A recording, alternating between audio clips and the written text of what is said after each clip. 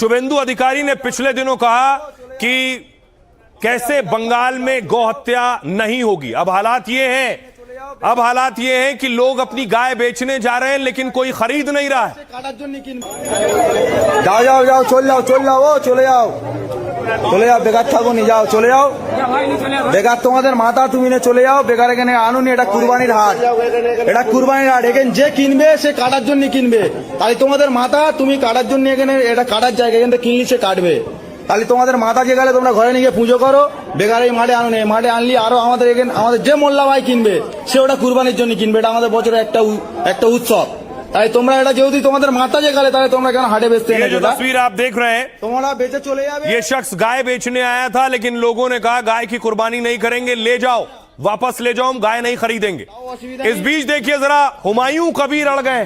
वो कह रहे हैं वो तो गाय की कुर्बानी करेंगे और उकसाने वाले बयान दे रहे हैं। भी होगी, कुर्बानी होगी, गाय की भी कुर्बानी होगी, बकरी भी कुर्बानी होगी, ऊँट भी होगी, दुम्बा भी होगी। सारे पशु जो है वो कुर्बानी का जायज है, वो कुर्बानी होगी, कोई रुक सकता नहीं। वो कुर्बानी का जायज है, वो कुर्बानी होगी, कोई रुक सकता नहीं। कुर्बानी होगी, गाय की भी कुर्बानी होगी, बकरी भी कुर्बानी होगी, ऊँट भी होगी, दुम्बा भी होगी। हुमायूं कबीर कह रहे हैं गाय की भी कुर्बानी होगी, लेकिन पिछले दिनों अरशद मदनी ने खासतौर पर मना किया था और कहा था इसे राष्ट्रीय पशु घोषित करो। को मत, गाय के नाम के ऊपर बाबा कत्ल कर रहे हो लोगों को। किस लिए कत्ल कर रहे हो? तुम कहते हो कि गाय को मत ज़बा करो, मैं कहता हूं एक कदम आगे बढ़कर मत ज़बा करो। मैं मुतालबा करता हूं, तुमने जिस तरह मोर को नेशनल बर्ड बना रखा है, मैं मुतालबा करता हूं गाय से मजहब हिंदू का जुड़ा हुआ है, तुम उसको नेशनल जानवर बनाओ। जो बेचता है कसाई को वो भी मुजरिम है, जो खरीदता है वो भी मुजरिम है, जो खाता है वो भी मुजरिम है, जो ज़बह करता है वो भी मुजरिम है। हम तुम्हारे साथ हैं, क्यों नहीं करते हो? बेबस लाचार लोग हैं।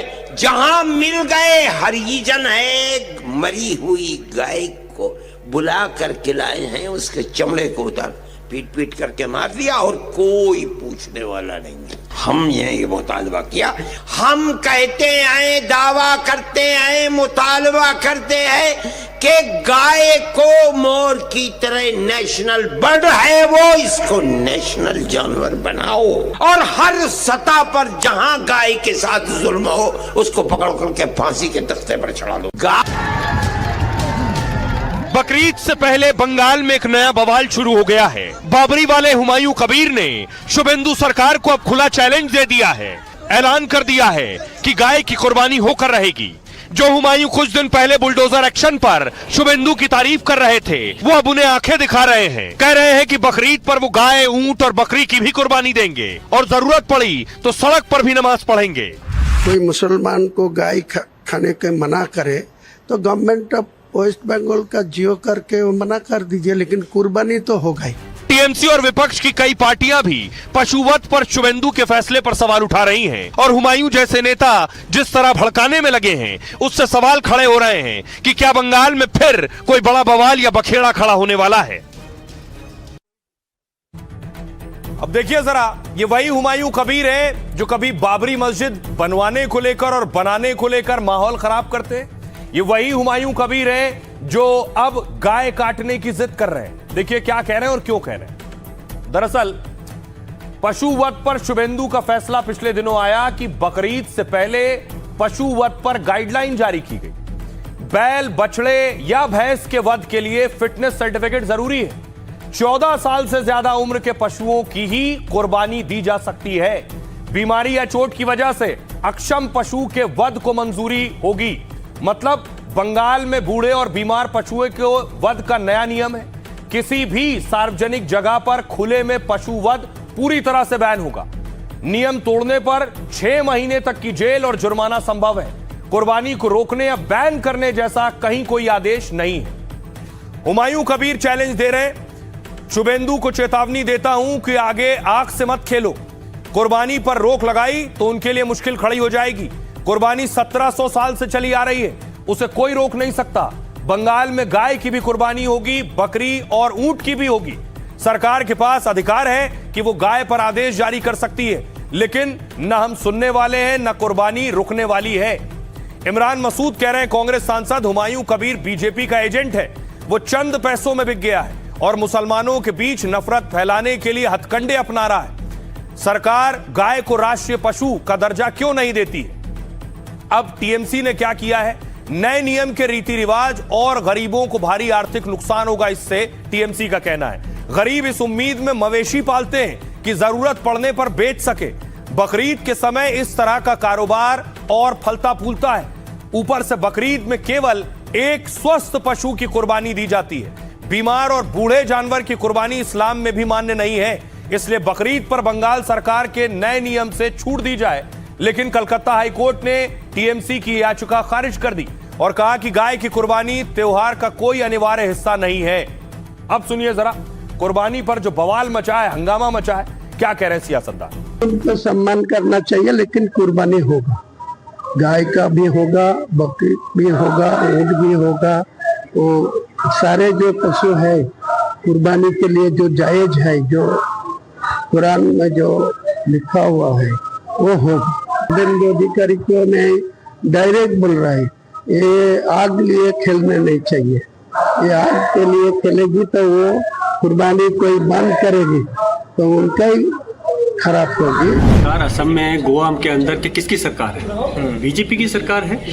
बीजेपी जब वहाँ नहीं रोक पा रही तो मुझे तो यहाँ भी उम्मीद नहीं लगती कि बीजेपी यहाँ रोक पाए। देखिए, आप अगर बोलेंगे कि हमें कम्युनल हार्मोनी मेंटेन करना है तो हमें ऐसा काम नहीं करना चाहिए कि जिससे कोई संप्रदाय को ठेस पहुंचे। तो सबकी चिंता करते हुए हमें अपनी जो आस्था है उसको पालन करना चाहिए। हमारा मजहब ही ये कह रहा है कि हम दूसरों के मजहब का एहतराम करें और वो गाय को आस्था के रूप में देखते हैं।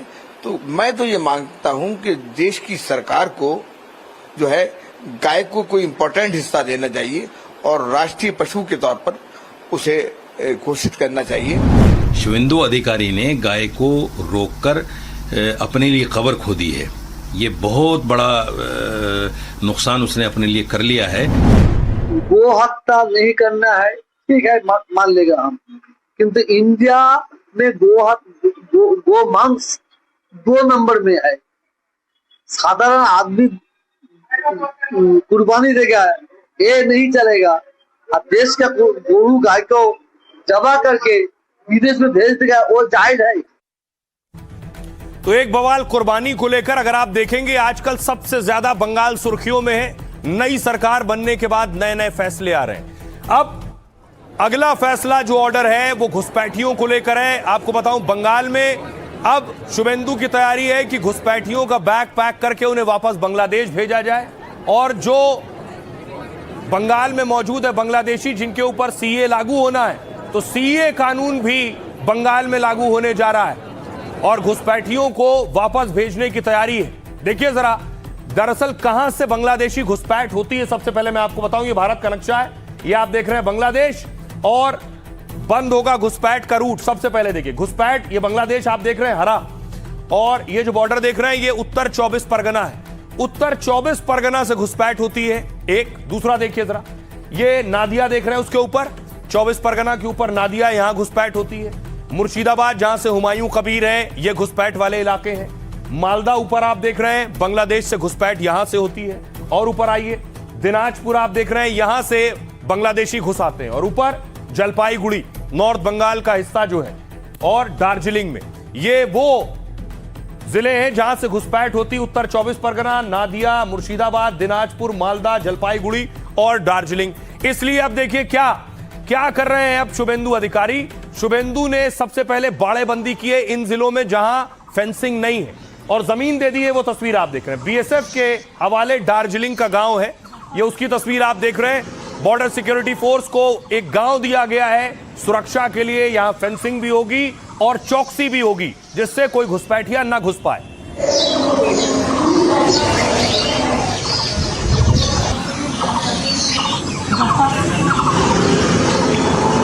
मैंने आपको बताया था दार्जिलिंग से घुसपैठ होती है, मुर्शिदाबाद से होती है। ये मुर्शिदाबाद की तस्वीर है। बांग्लादेश बॉर्डर पर बाड़ेबंदी हो रही है, मुर्शिदाबाद में भी दावा है जमीन दी गई है, जिसके बाद नपाई चुखाई हो रही है और फिर बीएसएफ के हवाले ये हिस्सा। अब यहां बीएसएफ सिक्योरिटी बढ़ाकर और निगरानी रखेगी।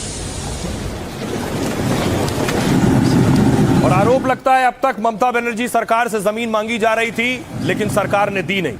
अब मैं आपको बताऊं कि 3D फॉर्मूला क्या है शुभेंदु अधिकारी का, जिसके तहत बांग्लादेशियों पर कार्रवाई होने वाली है, सबकी वापसी होगी। शुभेंदु ने घुसपैठियों के खिलाफ 3D प्लान का ऐलान किया है। पहला डी क्या है? डिटेक्ट, यानी संदिग्ध घुसपैठियों की पहचान करना। दूसरा डी है डिलीट, यानी सरकारी रिकॉर्ड और दस्तावेजों से नाम हटाना। और तीसरा डी है डिपोर्ट, यानी हिरासत में लेकर घुसपैठियों को देश से बाहर करना।